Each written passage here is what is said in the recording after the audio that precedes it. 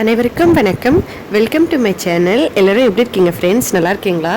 இந்த வீடியோவில் நம்ம ரவா இட்லி தயிர் இல்லாமல் எப்படி செய்கிறதுன்னு சொல்லி பார்க்கலாம். இது ரொம்பவே ஈஸியாக செய்யலாம்.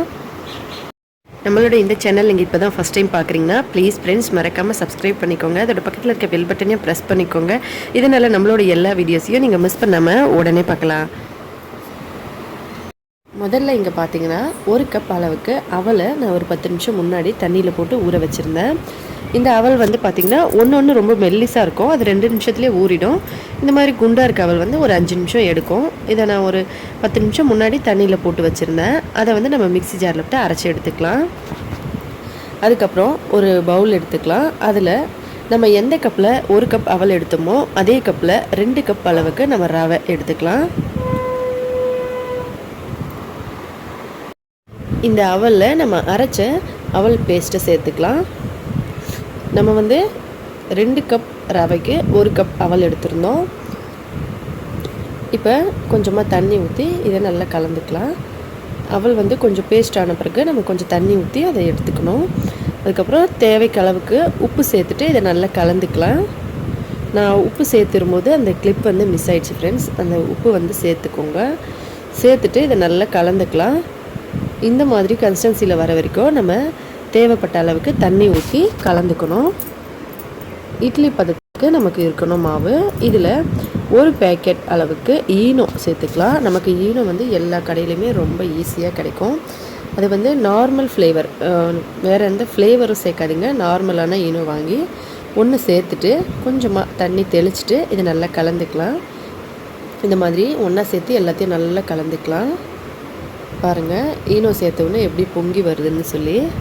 இது இந்த மாதிரி நல்லா சேர்த்துட்டு எல்லாத்தையும் ஒன்றா சேர்த்து மிக்ஸ் பண்ணி ஒரு 10 நிமிஷம் நம்ம வச்சிடலாம். அதுக்கப்புறம் இட்லி செய்யலாம். 10 நிமிஷம் ஆகிடுச்சு. பாருங்கள், மாவு இப்படி தான் இருக்கும். இதை எடுத்து நம்ம இட்லி பாத்திரத்தில் கொஞ்சமாக எண்ணெய் தடவிட்டு ஊற்றிக்கலாம்.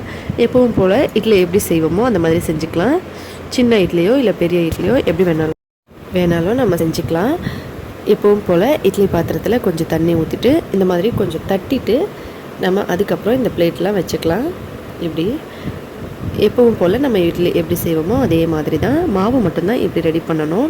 நிறைய ஃப்ரெண்ட்ஸ் கமெண்ட் பண்ணியிருந்தாங்க தயிர் இல்லாமல் ரவா இட்லி எப்படி செய்கிறதுன்னு சொல்லி. கமெண்ட் பண்ண ஃப்ரெண்ட்ஸ்க்கு ரொம்ப நன்றி. 10 நிமிஷம் வேக வைக்கலாம்.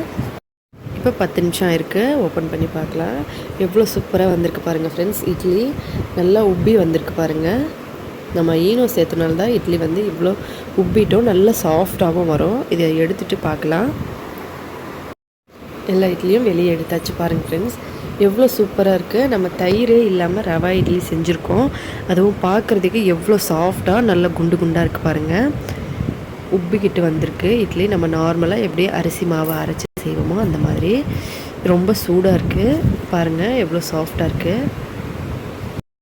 நம்ம நார்மலாக அரிசி மாவு அரைச்சி உளுந்து அரைச்சி செஞ்சால் எவ்வளோ சாஃப்டாக வருமோ அதே போல் தான் நம்ம இந்த ரவா இட்லியும் சாஃப்டாக இருக்குது.